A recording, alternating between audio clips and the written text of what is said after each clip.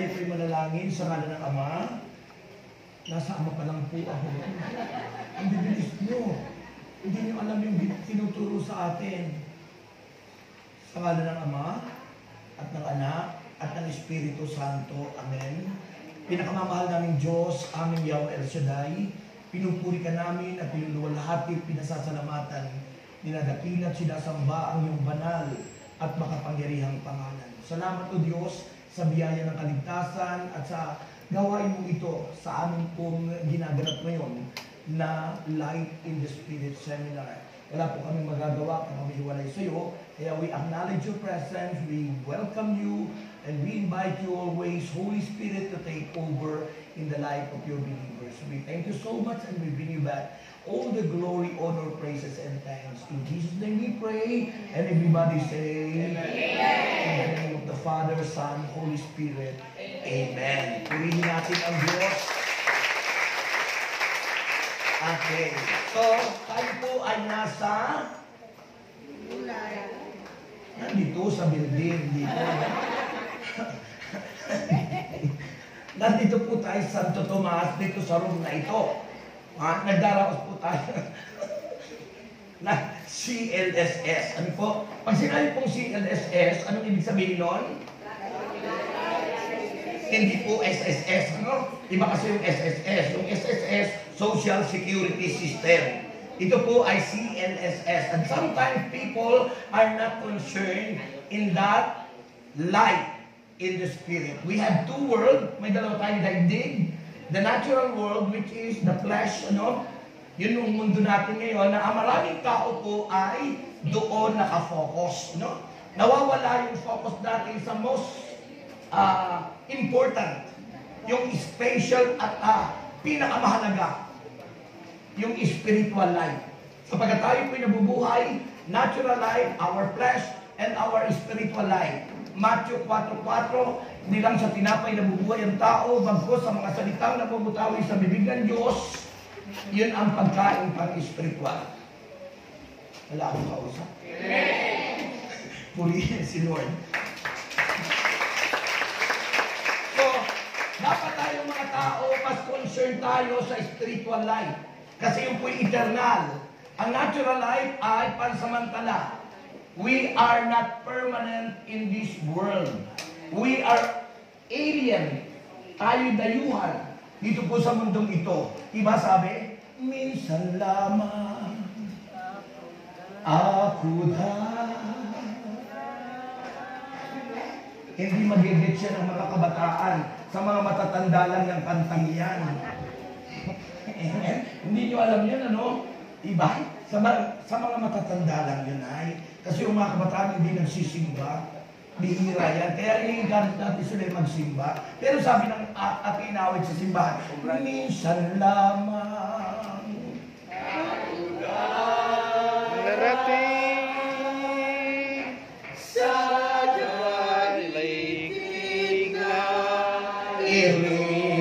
Di ba Batangas? Ere. Ha? Pag sa Batangas, ere. Ha? At ang Diyos ng ibang ano ay Batanggenyo, di ba? Allah. Allah. ala. Purihin si Lord, di ba? Ang Diyos ng mga taga-Bantin is Batanggenyo, Allah. Allah Ala Hindi si Allah. Ano? So mga kapatid, ang new life, ang bagong buhay, bakit kailangan magkaroon ng bagong buhay? Sapagkat ito'y bunga ng kaligtasan. Kung ang tao ay niligtas ng Panginoon, dapat ang buhay natin ngayon bago na. Mahina. Amen. Diba? At bakit kailangan magbago? Sapagkat sabi ng Biblia, mga kabataan, sapagkat ang lahat ay nagkasala. So dahil tayong lahat ay nagkasala, Romans chapter 3 verse 23, yung buhay natin na dating maganda, yung magandang plano ng Diyos, nasira, nawasa, disrupted by the devil. Sinira ng demonyo. Kaya ngayon, binabalik ng Diyos. Kailangan tayo magkaroon ng bagong buhay because that new life, which is the fruit of salvation, ito yung requirements para tayo'y makapasok sa tunay nating daigdig, ang buhay na hantong sa langit. Sinong gusto sa langit? Walang gusto sa langit. Sino pong gusto sa langit? Taas ang kamay. Yung po yung ating permanent residence. Sabi ni St. Paul, we are not permanent in this world. We are not citizen in this planet Earth. We are only temporary here in this planet Earth. But we are truly citizen in heaven. Taga-langit po. Eh dahil po tayo nagkasala, hanggat di tayo nagbabago, hanggat hindi natin nakakamit ang tunay na kaligtasan na tinapi kanina, na ang bunga ay bagong buhay, hindi tayo makapapasok sa kaharian ng Diyos. Kaya kahit tayo magkamit at magnais, magnasa, na pumasok sa langit, hindi tayo makapapasok.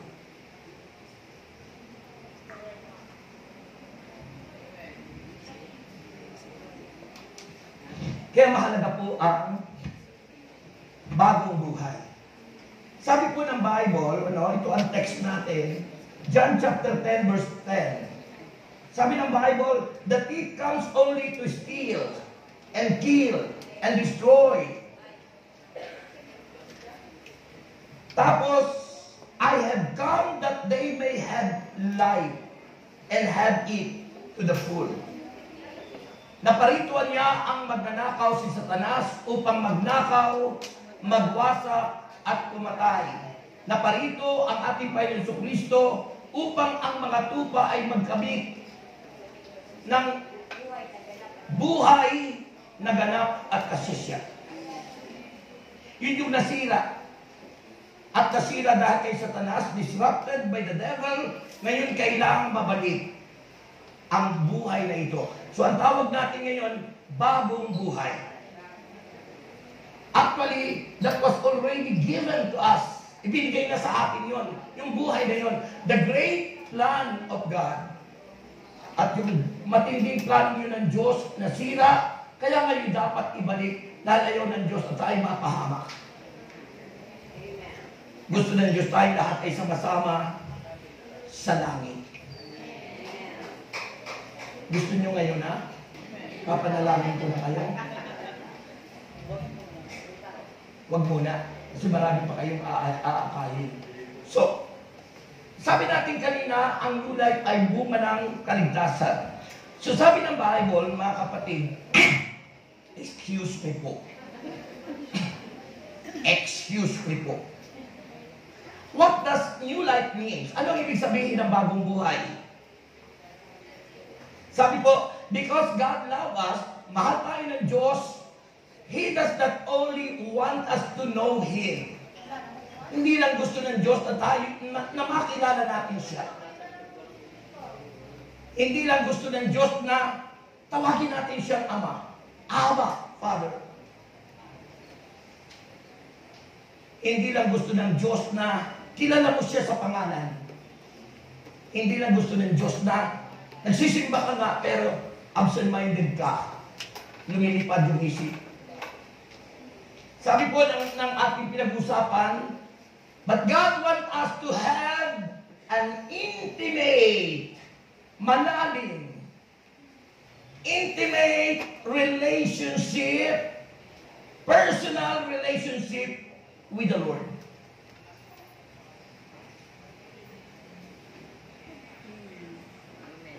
Yan yung madalas sinasabi ng mga ibang sekta, di ba? Hindi naman kanya kailangan ng reliyon, kundi relationship. Yung nagsasabi ng ganon, ignorant. You know why? Because religion, it means religare. And religare in English, it means relationship. Ang religare po, to connect, na ang ibig sabihin sa Greek word ng religare is relationship. Kaya yung mga ibang nagsasabi, kailangan natin ay relasyon, hindi reliyon. Ay, isa lang word yun. Religion is a relationship with God. Mahina. Kaya nga madalas po sinasabi ng Biblia, si Propeta Hosea nagsabi, Hosea chapter 4 verse 6, ang aking bayan ay napapahama dahil sa kanilang kamangmangan. My people are perished and destroyed for their lack of knowledge. Kapag hindi po tayo nag-aaral ng salita ng Diyos.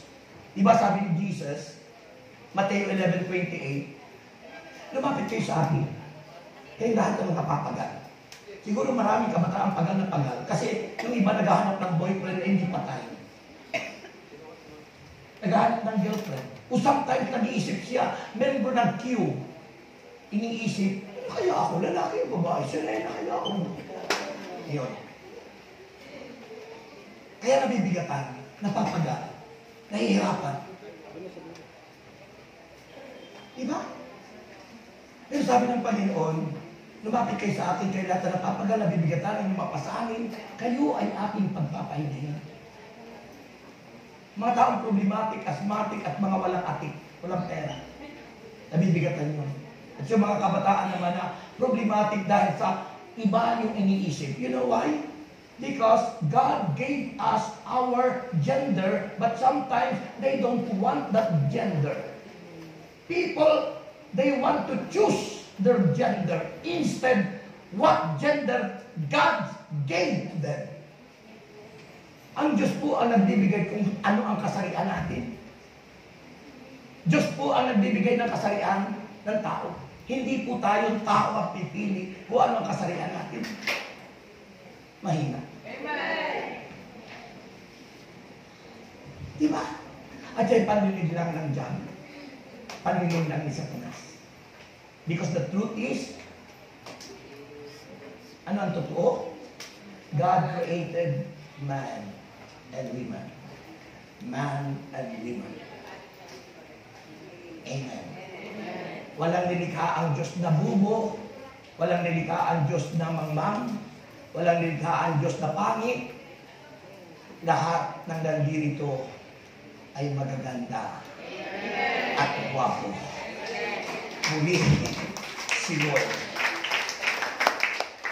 Bakit ikaw natipid kayong pumalakpak?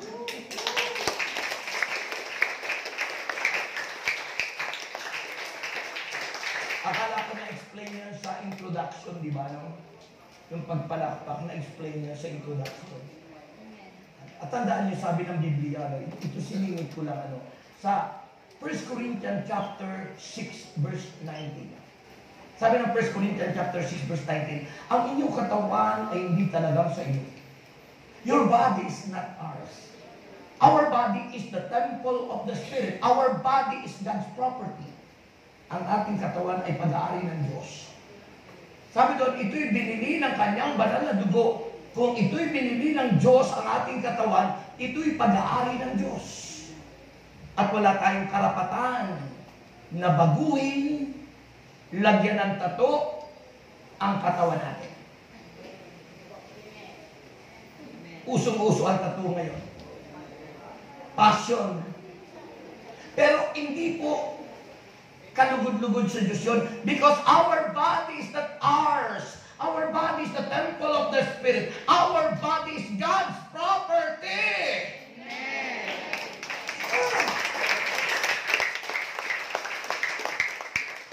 Yung mga pumapalakpakin yung nakakaintindi. Amen. Kaya po ako sa inyo, hindi mo naintindihan, pumalakpakan na rin. Para hindi ka makita na, ay, alam ito. Pumalakpak na yung lahat ng nakakaintindi.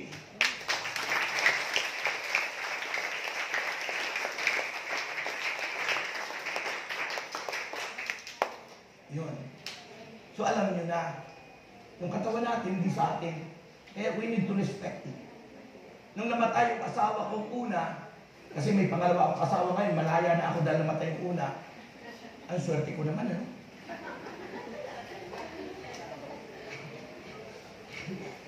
Nagkaanak ako ng 5 doon sa una, ngayon may anak akong 3. Mga gwapo. Mga gwapo po. Gagraduate ngayon, August at saka July. Multimedia. Okay? So, noong po, mga kapatid, tingnan niyo po, ano nga yung sinasabi ko? Senior moment. Pag nagsisenior na kasi, gano'n eh, nakakalimutan, ano? Ano nga yung sinabi ko? Ang katawan natin, ano? So, nakita niyo po, mga kapatid, hindi natin pwedeng baguhin yan, no? Kasi may mga tao binabago, ino-opera, pinapalitan, kung ano-ano mga pinapalitan.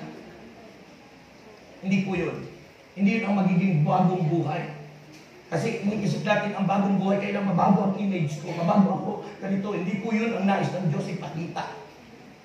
Ang bagong buhay na tinutukoy dito ng Panginoon ay kung ano tayong nilikha ng Diyos na dapat tayong makalaya sa kasalanan at tayong makasunod sa kalooban ng Diyos.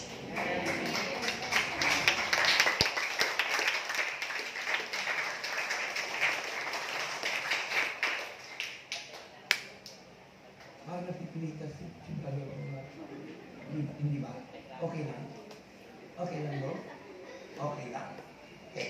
So, yun po yun, mga kapatid, ha? Napakahalaga. So, sabi naman, tandaan niyo po, naalala ko na. So, nung namatay yung una kong wife, naalala ko na, no? Naalala ko na, nung namatay. Nung namatay yung una kong wife, ang mga kapitbahay namin naglagay ng mga tent kasi hindi pakikiramay ang purpose nila para magsugal. Pero yung katawan natin, we need to respect. Hindi dapat pagsugalan kasi it is holy. Ha? Alam niyo, pag tayo po'y nabuhay na mag-uli, resurrected body, yung nabubulok, papalitan ang nabubulok, pero yung pero panglangit na. Kung anong nangyari kay Kristo. Yun ang mangyayari sa atin kung tayo ay totoong nagbagong buhay at sumunod sa kalooban ng Diyos. We believe the resurrection. Naniniwala tayo yung muling pagkabuhay. Hindi tayo naniniwala sa reincarnation. Wala po yan. Yan po ay sa Buddhism, reincarnation. Tayo ang paniwala natin, tayo pagkatapos ng kamatayan sa lupa, mayroong kabilang buhay. Kaya kapag namatay ang tao ay sumakabilang buhay. Sumakabilang buhay. Ibig sabihin may buhay sa kabila. At yun yung ipinapaliwanag natin ngayon. Hindi po natatapos ang buhay natin dito sa lupa pag tayo inilagay na sa isang kahon at umiiyak. Hindi yun.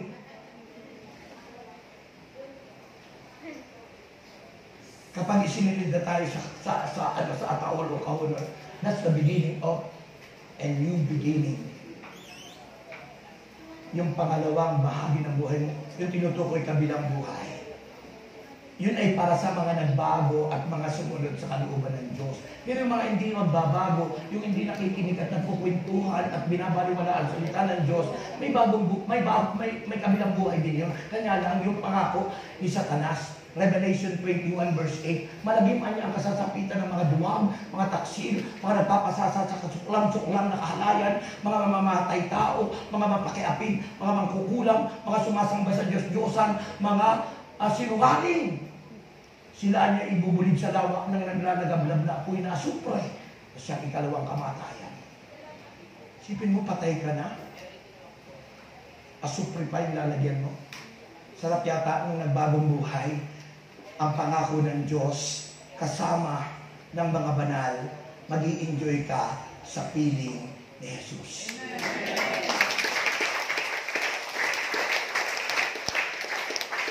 Kaya hindi ako pumayag pagsugalan. At noong hindi ako pumayag, walang nakiramay sa amin. Unang gabi yun. Kami lang. Pero nung pangalawang gabi na at sumunod na gabi, mga prayer partners, mga anak ng Diyos ang nagkaisa. Mula noon hanggang ngayon, hindi ako binabati ng mga tambay na yun. Pero minsan naatay ko siya sa prayer meeting namin doon sa aming barangay. Aba, doon nila naliwanagan. Tama pala si Brother Rex. Hindi pala dapat pagsugalan. Hindi pala dapat lagyan ng tattoo yung katawan. Sapagkat ang aking katawan ay pag-aari ni Yahweh El Shaddai.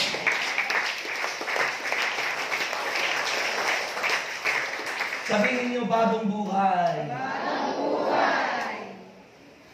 Sabi ko, kailangan ng bagong buhay kasi tayo lahat ay naging makasalanan. Lahat nagkasala, bumagsak, the fall of man. So, new life is the fundamental teaching in our Christian life. Pangunahin lang yan at katuruan ng ating simbahan. Tandaan niyo po, ang simbahan ay banal sapagkat ang nagtatag ay banal. Kung ang simbahan mo hindi banal ang nagtatag, magiging tayong mga hangal.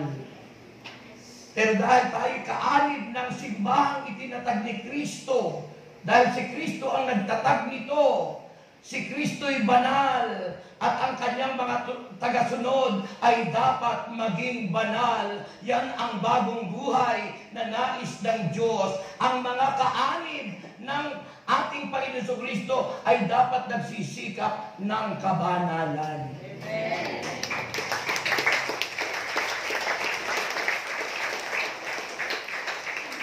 Ano po ba, Brother Rex, ang kabanalan?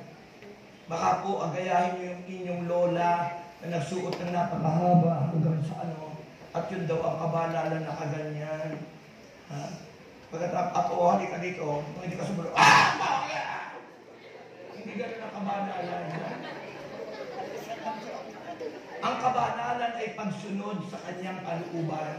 Ang kabanalan ay pagsasabuhay ng salita ng Diyos. Ang kabanalan ay ang tinuturo ni Kristo'y inilalagay mo sa puso mo at ginagawa mo. At yun yung sister yung tingin mo sa akin. Akala ko nagugupuhan ka sa akin. Sana kung nagugupuhan ka sa akin, papakilala kita sa anak ko. Okay, so yung po, sabi, gusto ko lang tayo mapasaya mga kabataan. Baka mabore kayo eh. Pag ang kasama nyo mga matatanda eh. Baka ko, iba. Kaya in-level up ko sa ano, sa mga may bata, may matanda. Yung po kaya yung ating message na binibigay sa inyo ay nasa level ng may bata. Alam mo yung mga kabataan tulad ko, gustong-gusto tayong pag-usapan ng ano. Pero yung mga usapan ng matatanda, nakaka-bore talaga. Nakaka-boring talaga. Diba? Pero yung usapan namin mga kabataan, ang saya. Di po ba? Malapit na.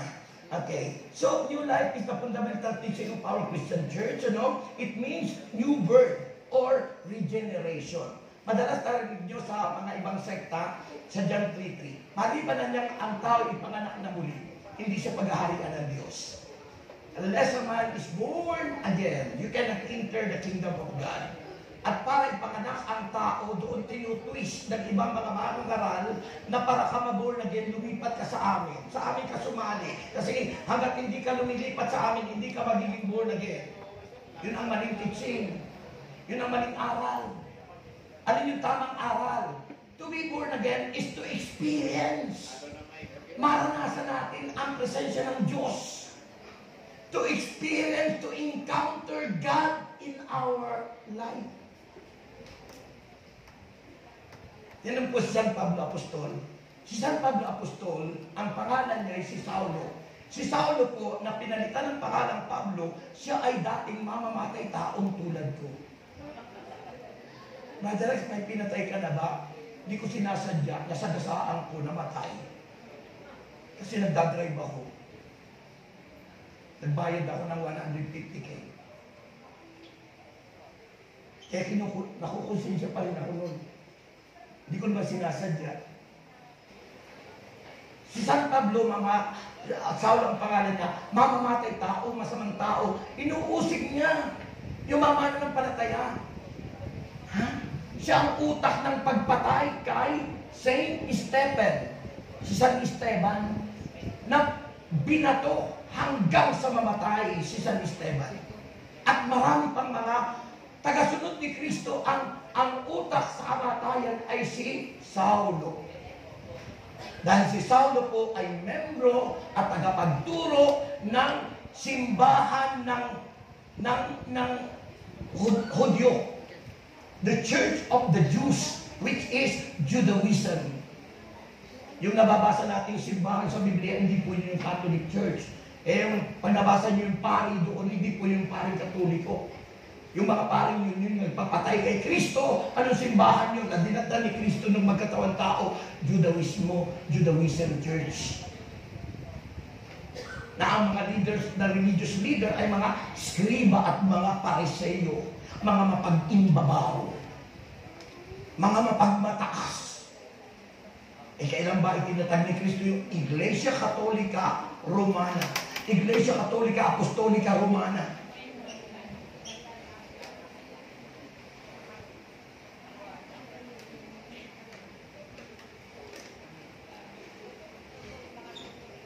ICAR, Iglesia Katolika Apostolika Romana, na may katangi ang One Holy Catholic Apostolic Church. Yun ang katangian ng simbahan. Sabi nung iba, wala daw sa Biblia, nandun po, Catholic means universal. Universal means Jesus is the universal one. Kaya pag ikay kasali ng itinatag ni Kristo, ikay kaisa ni Kristo, sapagkat the only universal one is Jesus Christ of Nazareth.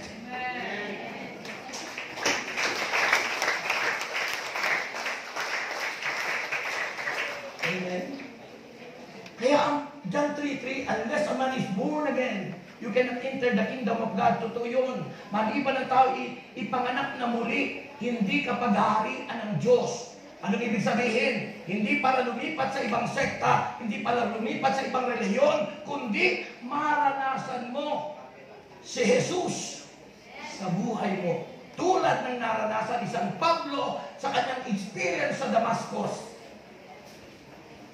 Yung ibang nagtuturo kay San Pablo, nangangabayo daw San Pablo, wala pong kabayo si St. Paul. Siya po'y naglalakad sa Damascus at siya'y nasubasog dahil may ilaw, liwanag na tumama sa kanyang mata. At yung liwanag na yun, naging dahilan ng kanyang pagkabulag, nagkaroon parang kaliskis ang kanyang mga mata. At dahil doon may tinig siyang narinig at ang sabi, Saulo, Saulo, bakit ba ako inuusig? Ay, ang inuusig ni Pablo, yung membro, yung mga taga-sunod. Pero ang sabi ng tinig, bakit mo ako inuusig? Because, sabi ng Bible, and whatever you did to the least of your brother, you did it unto me. Kung ano ang ginawa niyo sa inyong kapwa na mga kaanib ng Iglesia ng Apostolika Romana na tinatag ni Kristo, ginagawa natin yon kay Jesus. Kaya ang inuusig ni Pablo'y si Jesus. Pero ang sinasaktan niya, yung mga membro. You know why? Because we are the mystical body of Christ. Tayo ang katawang mistiko ni Kristo at siya ang ating ulo. If the head is holy, the body must be holy. Kaya ngayon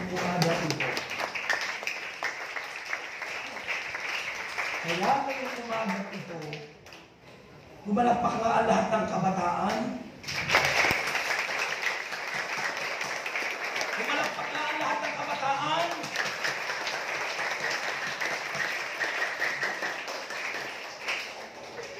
Sapagkat nahuli kayo ni Kristo. If the head of the church is Jesus Christ, He is holy, we as the body must be holy.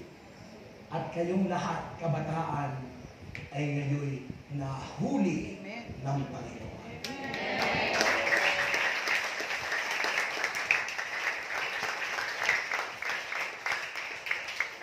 And to be born again, John chapter 3 verse 3, at maranasan nyo ang bagong buhay, mamaya ipaparana sa inyo ni Lord during baptism. Hindi para baguhin ang inyong bautismo, kundi that is only a renewal. So, nakikita po natin yun, yung karanasan ni St. Paul. Anong nangyari? Nung narinig niya ang tinig, di na siya gawa ng kanyang ginagawa sa kanyang simbahan na pusigit, patayin yung mga sumusunod kay Kristo. Mula noon, nag-meditate siya. At nang nag-meditate siya, lumiwanag sa kanyang isipan yung kahalagahan ng calling. Sabihin niyo, calling. Tinatawag na siya ng Diyos. Calling, hindi po uling. Oy, hindi uling. Ang uling ay ginagamit sa litsong manok. Bahala niyo uling, hindi po uling, calling. So kayo mga kabataan, tinatawag kayo ng Diyos. Sabi ng Panginoon, kanina sinabi ko, lumapit kayo sa akin kayo lahat na napapagal, kayo lahat na nabibigatan. Mateo 11:28. Pagdating sa verse 29, Mateo 11 verse 29, pasanin ninyo niya ang aking pamatok, ang salita ng Diyos. At ang sabi ni Kristo, mag-aral kayo sa akin. Kaya kayo nandito para mag-aral. Sapagkat ang hindi nag-aaral, ignorant. At ang nag-aaral dapat nakikinig. Dahil ang hindi nakikinig, nagiging mangmang. Sabi ng Romans chapter 10 verse 19. Romans chapter 10 verse 19 nga ba o 9? Anong sabi? Faith is cometh by hearing, and hearing by the word of God. Ang tunay na pananampalataya ay nag-uumpisa sa pakikinig at patuloy na pakikinig ng salita ng Diyos. Bakit maraming Katoliko naging mangmang? Kasi pagdating sa simbahan, hindi nakikinig. Unang pagbasa, unang pagtulog. Pangalawang pagbasa, tulog na tulog. Pagdating sa gospel, nananaginip na. Kaya maraming Katoliko nagpunta doon sa kung saan-saan lugar na wala sa tunay na iglesia. Because of ignorance. Sabi ni Hosea 4:6, people are perished for their lack of knowledge. Isipin mo naman, biglang kakatok sa bahay nyo, pipilitin kayo makinig sa kanila, tapos sasabihin sa iyo, o diba, kayo mga Katoliko, sumasamba kayo sa remoto. O tinuro ba na si Mahal? That is only a representation. That is only an image that we know that Jesus became man. Nagkatawang tao si Kristo. Nakita. Kaya naisalarawan. Pero never na tinuro ng simbahan, sambahin natin ito. Itinuturo ng simbahan, sinasamba natin ang Diyos sa Espiritu at sa katotohanan.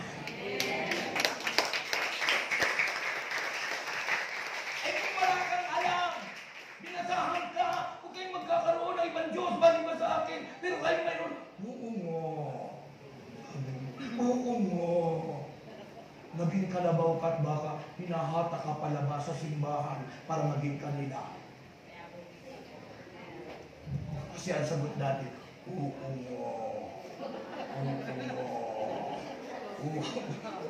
Oo nga na lang kayo kasi walang alam, di nakikinig. Kaya mahalaga sa inyong mga kabataan, makinig kayo. Because evangelization, it begins at home. Kung yung inyong parent ay hindi kayo inaasikaso sa buhay espiritual, kayo ang mayroong panawagan para kayo ang makaakay sa inyong mga magulang.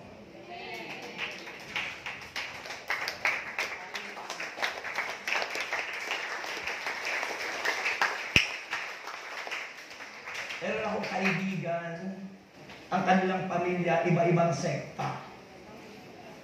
Kasi tinulerate ng parent. Nung ako nakikinig kay Father Gatgano ng Cebu, nag-aral din po ako ng exorcism, paano palalayasin yung demonyo. Kasi sa gift of discernment, nakikita ko kung sino sa inyo ang may demonyo.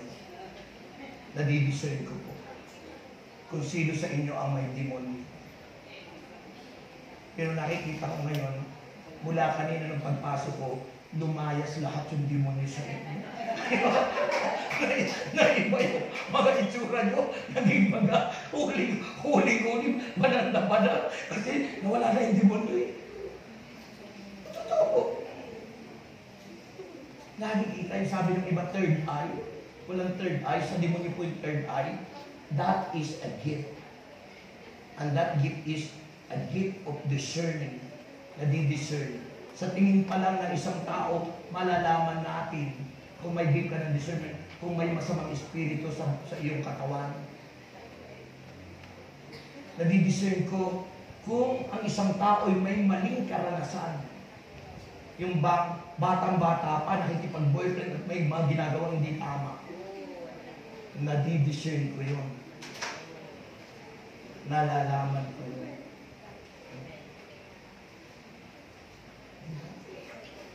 Kasi ngayon, iba na yung mga kabataan. Pangalan ko sa anak kong dalaga lagi, anak, wag na wag kang magtitiwala sa sino mang lalaki maliban sa papa mo. Bakit? Ha? Kasi halos lahat, lalo na kung hindi pa nabago, ang mga lalaki, madalas ako, karanasan ko yun. Nung wala pa ako sa Panginoon, mapagsamantala. Lalo na kung kaharap ko yung magaganda. Yan yung aking lumang buhay.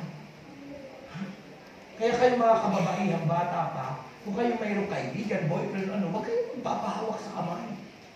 Kasi yung kamay po nakakakuryente yan. Totoo po yan. Pag nakuryente ka niyan, at naranasan mo yung kuryenteng yun, ang mangyayari, pipikit ka ang mata. Pag pumikit ka ng mata, delikado ka na. Yan po'y danger, yan po'y panganib, yan ang tukso na kilos at estratehiya ni Satanas. Be holy. Sa mga kababaihan, maging sa ating kalalakihang teenager na tulad ko. Bakit ka natawa? O diba? Kailangan purity of hearts, kalinisan sa ating puso. Pag hindi tayo malinis, kasi alam nyo, tandaan niyo po, social media is used by the devil. Marami pong ginagawa ang demonyo sa social media. You must need to choose, at kailangan pong sanain mo kung ano yung iyong i-click. Yung click na lang ng click. Andun yung kamunduhan. So, ang kabananan, kailangan po iniisip mong mabuti dahil yun po ang nais ng Panginoon. Diba? Pag hindi po kayo aware sa social media, 3 lalaking kabataan, akin ipinalayas yung demonyo. Madaling, ang broadcast ko Tuesday noon, pagkatapos ko ng broadcast sa radio, alas 7 ng umaga, pumunta doon, dinala ng parent. Naposes. Kasi mahilig manood ng mga game at saka kung anong mga pinapanood na nagtuturo para pumatay, yung masyadong grabe. Halos magdamag. Naposes siya ng evil spirit. Yung mga show, yung mga palabas doon, may mga evil spirit na pag ikaw ay pinasukan nun, mapuposes ka. At pag naposes ka, dahil mahina ang pananampalataya mo, magiging pag-aari ka ni Satanas. Sa halip na ikaw ay dating property ni God, magiging pag-aari ka ni Satanas. Tapos po nun, pinwin over namin, in-exorcise, tawag dun ay, pinalayas yung masamang espiritu. Nung lumayas yung masamang espiritu, para lang ang dahilan, para lang kumain ng ice cream at nagkape doon sa Starbucks. Nagdahilan. Brother Rex, bakit hindi nagkape ng Barako, kape ng Batangas? Iba yun. Iba bro. Yung po mga kapatid, kaya kayo mga kabataan, huwag kayong piliin nyo yung panunuorin, piliin nyo yung kiklik, piliin nyo yung ano-ano. Kasi pag kayo naposes dyan, kawawa po kayo. That's a warning mga kapatid. So, John 3:3, unless a man is born again. Paano pagiging born again? We must study the Word of God, listen to the Word of God, pakinggan nyo ang salita ng Diyos. Makinig kayo sa inyong parents sa pakatamang mga advices. Hindi yung pinakikinggan nyo, kaibigan nyo. Mas nagtatapat kayo sa kaibigan nyo kaysa sa parent nyo. mga kapatid. Ganun ako lang nung kabataan ko. So, sabi ron, mga kapatid, yung bagong buhay, I tell you the truth, no one can see the kingdom of God unless He is born again. Yung karanasan natin kay Kristo. Why? Because life is spirit. It means to change our inner heart or spiritual rebirth. Sabi po ng book of Ezekiel, pakinggan nyo, Ezekiel chapter 11 verse 19, pag tayo nakikipag-isa kay Kristo, sabi ron, I will give them an undivided heart and put a new spirit in them. New spirit, it means life. Small letter po yung spirit dyan. Ibig sabihin po, bagong buhay. And then after that, sabi ron, upang lumakad sila ayon sa aking mga tuntunin, sumunod sa aking mga utos, sa gayoy, magiging bayan ko sila. At ako ay magiging kanilang Diyos. Pagkatapos sabi rito, ngunit pagbabayarin ko ang mga gumawa ng karumal-dumal. Karumal-dumal, lust of the flesh. Ano po ba yung lust of the flesh? Pita ng laman. Pagkatapos sabi roon, kasuklam-suklam na bagay. Ito ang sabi ng Panginoong si Yahweh. Mga kapatid.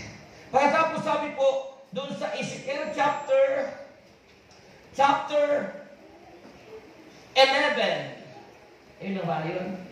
Yan, 11 verse 21. So, yung po yun, nakalimutan yun dyan sa sinasabi ng Bible. Pagkatapos nabigyan tayo ng undivided heart, yung puso, na hindi po pwedeng mag-iba o mabago, sabi niya doon, ilalagay ko ang aking espiritu sa kanilang puso. I will put my spirit upon them. At pag nasa atin ang Espiritu ng Diyos, kasi kaya tayo ay may lumang buhay, yung Spirit ni God, the Holy Spirit, hindi siyang kumikilo sa atin, ang nasusunod sariling buhay natin. Kaya yung bagong buhay, mag-move yung Holy Spirit sa atin. Sabi ng Ezekiel, I will put my Spirit upon them. Ilalagay ko ang aking Espiritu, the Holy Spirit, sa kanilang puso at sila'y magiging bayan ng Diyos.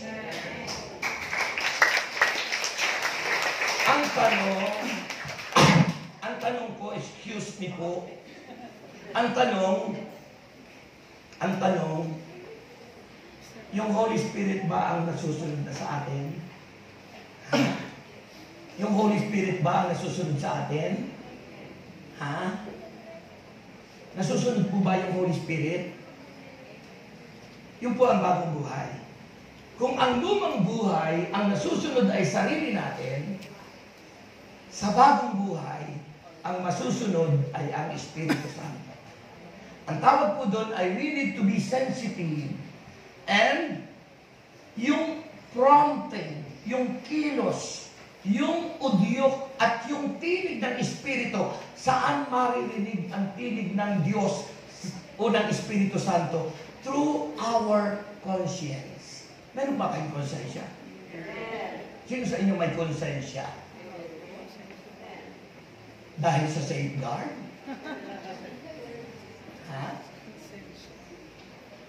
Saan po nag-i-start na mangusap ang Espiritu Santo?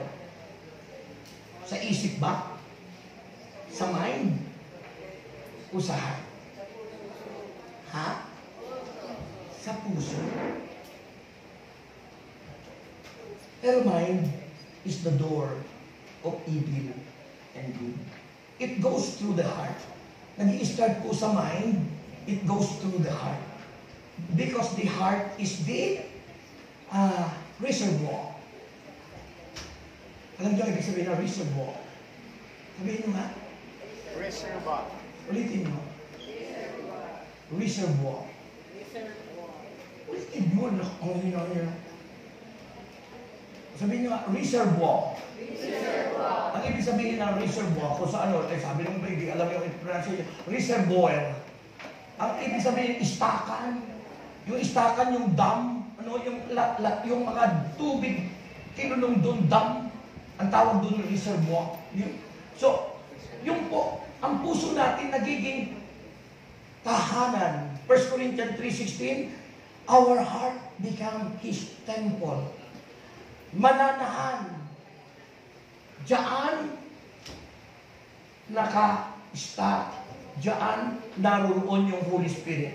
So, through our conscience, dahil pinapasok mo na, through our conscience, in the inner of our heart, inner heart. Kaya mayroong puso sa natural life, may inner heart. New life po yun. Yun yung spiritual life. Nangungusap. Kaya may mga taong pumatay, matagal ng panahon, biglang aamin because the konsensya, tinig ng Diyos. Mayroong nagkasala, sasabihin niya, hey, wala na ako sa aming farm. Andun na ako sa isang lugar. Wala na kami doon sa farm namin. Kasi doon ako pinanganak sa aming farm. Sa Tarlac. Hindi na daw. Eh, nasaan na? Andun na niya sa tinatawag na. Ano yun? Oh. So, ganun po ang Holy Spirit. Sabi lang, He will reside in our heart. Mananatili siya. Mananahan siya. It's God's promise. Once you experience the Lord in your heart, He will reside in our heart, in our inner heart. At sabi doon, mananatili siya doon. Sabi sa isang awit, mananatili siya doon, magpakailanman. Ikaw pa rin, Jesus.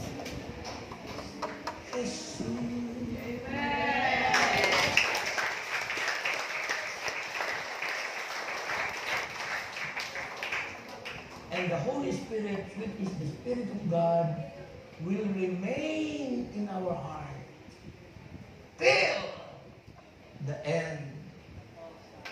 At pagdating doon, doon ka na mananahan sa kanyang piling sa pangako ng Diyos. Buhay na hantong sa langit.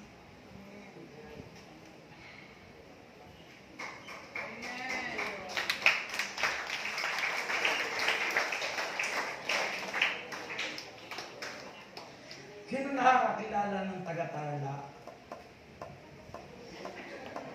Okay. So yun po yun mga kapatid, ha? Ano ang sabi ng Bible? Paano magiging posible sa ating buhay ang bagong buhay? Sabi ng Bible, ito malapit na po.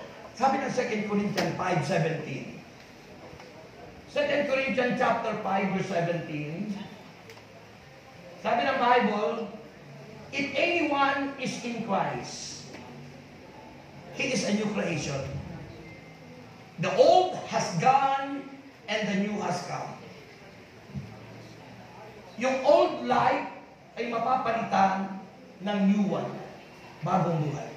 Di ba sabi ng John 14, verse 6, I am the way, the truth, and the life. Si Kristo may sabi, ang tunay na buhay na naagaw ni Satanas noon dahil nagkasala tayo, si Kristo. Yun ang dapat maging buhay natin ngayon. New life. Si Jesus. Life in Christ. Eh sabi ng 2 Corinthians 5:17, ang sino mang taong nakipag-isa kay Kristo ay nagiging bagong nilalang. Wala na ang kanyang dating pagkatao, siya'y bago na. At mula doon, ang Diyos ang kikilos sa kanya. Sa lumang buhay natin, hindi ang Diyos ang kumikilos. Ang Diyos ay very obedient doon sa tao. Kung ano ang gusto mo, susunod lang ang Diyos. Sa bagong buhay, ang Diyos ang dapat masunod. Hindi tayo. Sa bagong buhay, kung ano yung gusto ng Panginoon, yun ang dapat mong gagawin. Sa old life, ang nasusunod tayo. Sa new life, ang nasusunod si Kristo. Mahina. Di ba? Kaya nyo yun? Susundin natin ay si Jesus o yung sarili pa rin natin. Nung ako po ay nasa lubang buhay, Yung mga sinasabi, kung ano kayo noon, ganun din po ako. Ang weakness ko, kahinaan ko, mahilig ako sa bold show. Nanonood ako ng mga bold. Mayroon akong koleksyon ng mga magazine at VHS pa noon na mga X-rated triple X. At ako'y madalas nandoon sa bold show doon po sa Santa Cruz. Hanggang isang araw kami po ay isinakay sa isang FX ba yun? Yung parang FX. Isang puno kami doon dahil barkada ko. Dinala kami sa isang lumang bahay, Santa Cruz. At ang sabi doon, mas maganda yung panunuorin namin. Live, toro daw ang tawag doon. Akala ko naman, ako'y mga panong, kasi kabataan katulad nyo, musmus pa ako, may gatas daw ang labi ko. Tinitingnan ko naman, wala, parang orange.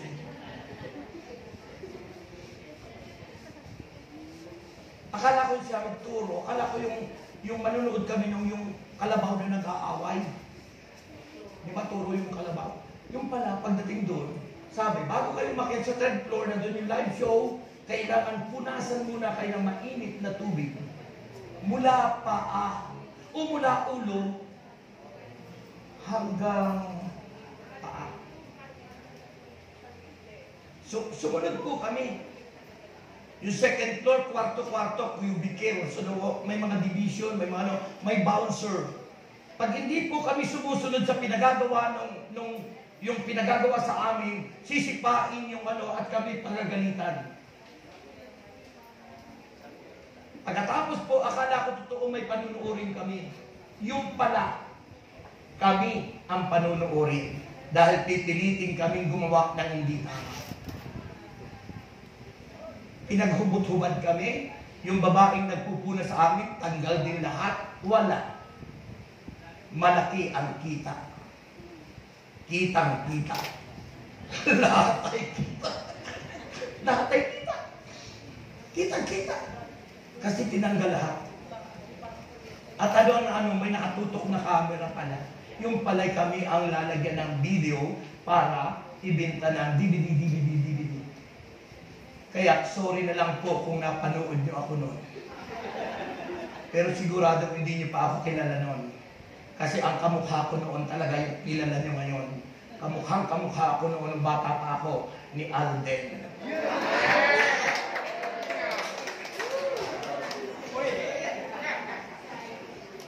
Hindi mo to po yung aking pastor. Yun yung lumang buhay ko. Kolektor ako ng wedding. At sa amin pong mga magkakapatid, ako lang po ang gwapo. Kasi lahat ng kapatid ko, babae. Kaya ako lang po. Isipin mo ganun po ang nangyari. Di po ako nakapag-aral. Pero tawagin ako ni El Shaddai, matanda na ako, doon ako nakatapos ng college. Dito sa College of Divine Wisdom, natutunan ko na ito at AB, Bachelor of Arts, Major in Evangelization, at ang nakapagtataka, ako'y naging cum laude. Wow! Praise the Lord. Kung gusto nyo mag-aral sa College of Divine Wisdom, punta lang po kayo doon. Welcome na welcome. So, ganun po ang lumang buhay ko. 1986, tinawag ko na bago po. At mula noon, squatter kami. Mula noon, matindi ang buhay. Mahirap. Pero sa pagiging bagong buhay, ang Diyos, pag tayo nakipag-isa sa Kanya, kung ang destination natin noon ay impyerno, magiging ang final destination natin is heaven. Kung noon ang taglay natin, power is the power of Satan, ngayon ang taglay natin is the power of Jesus. Kung noon wala tayong alam, Jesus is our divine wisdom. Kung noon tayo ay walang ginagawang mabuti, ngayon, nako, hindi lang bote. Buti. Hindi lang mabuti. Di ba? Ano ang ginagawa natin ngayon? Nagigets niya yung nakalulugod sa Diyos. Di ba? Yung kabataan ko, grabe talaga, mga kapatid ko kay Kristo. So, mula po nung ako'y tawagin ng Panginoon at mabago, lahat ng koleksyon ko, hustler, babae, tik-tik, tuk-tuk, lahat na po, at saka kung ano na pang mga magazine, nako, pati mga DVD, sinulog ko po lahat yon sa likuran ng bahay namin sa Bikutan. Alam mo nung sunugin ko, nag-usok ng napakalaki, biglang namukhang si Satanas may sungay. Sapagkat ang lahat ng yan is the door of evil. Kapag mayroon tayo ng collection sa ating mga tahanan, yan ay naghahatid sa atin ng kamalasan. Yan ay way na inaaya nyo ang demonyo sa tahanan nyo. Kaya mula po noon, nung sunugin ko yun, yung dating mahirap, hinayaman ni Lord.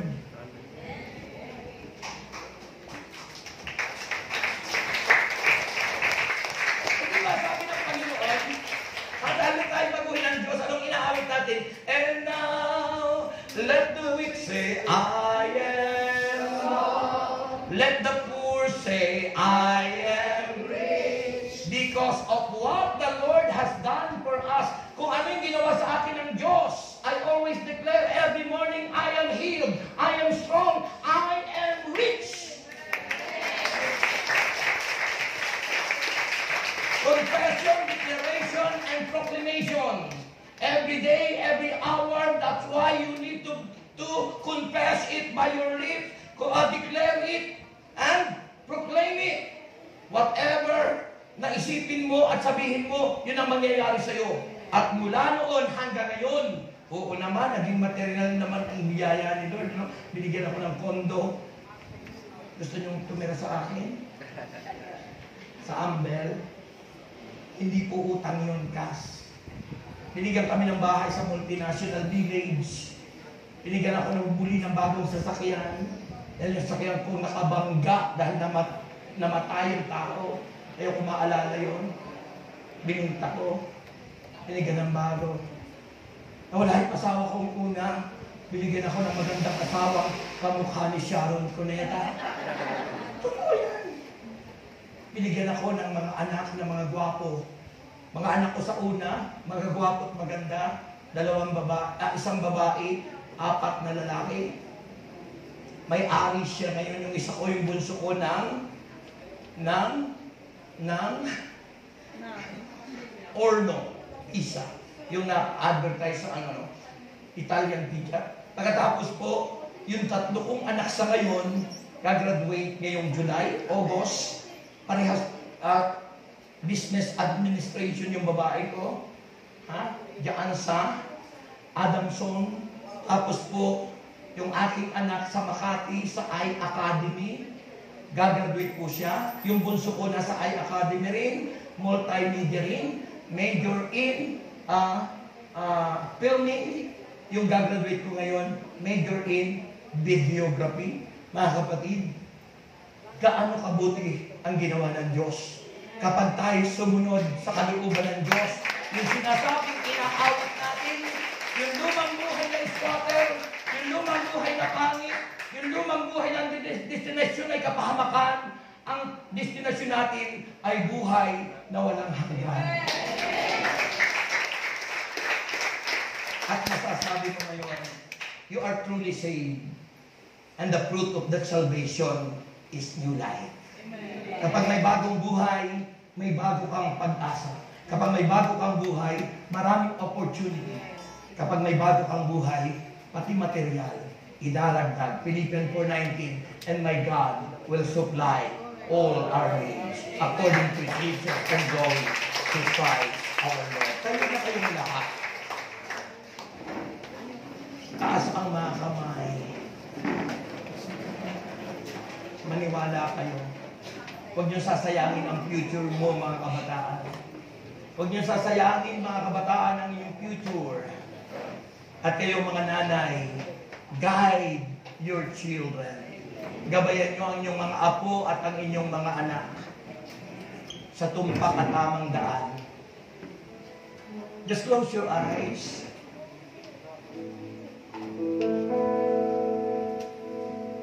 Always remember that no one is holy except the Lord. That's why the desire of God is to have a new life so that we become holy and blameless.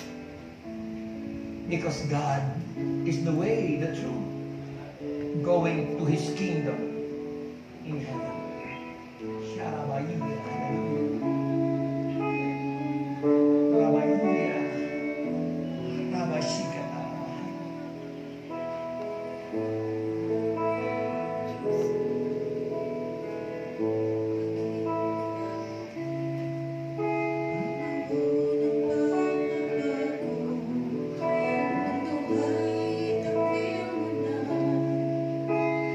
Mabit ka sa may kapal, di ka ba nababahala sa mga nangyayari ngayon? Kaligtasan sa saan, katapusan ay nalalapit na. Kayo na aking kapatid, ngayon ka na magbago. Huwag mo nang hintayin pa, ang lahat ay maging huli. Tayo man ang magkamundo, sa'yo kaya'y nagbibigay ng kaligayahan na walang katapusan. Pag-ibig na kay tamis, pag-ibig na walang hanggan, sa Diyos lamang matatagpuan. Hilingin at pagkakamit mo, ngayon na kapatid, ngayon ka na magbago. Huwag mo na hintayin pa, ang lahat ay maging huli. Ngayon na, ngayon na, ngayon na, ngayon na.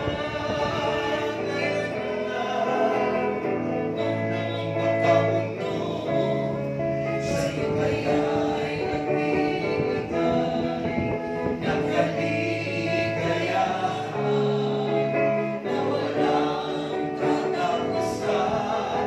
Pag-ibig na kay tamis, pag-ibig na walang hanggan, sa Diyos lamang matatagpuan. Hilingin at pagkakamit mo, ngayon na kapatid, ngayon ka na magbago. Huwag mo na hintayin pa, ang lahat ay maging huli. Ngayon na, ngayon na, ngayon na, ngayon na. Ngayon na, ngayon na.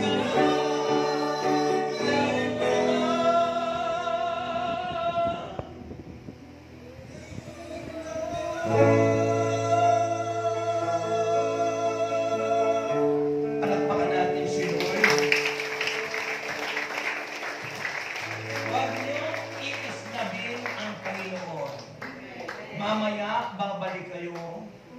Sapagkat kung hindi kayo babalik mamaya, tsak, wala kayo rito.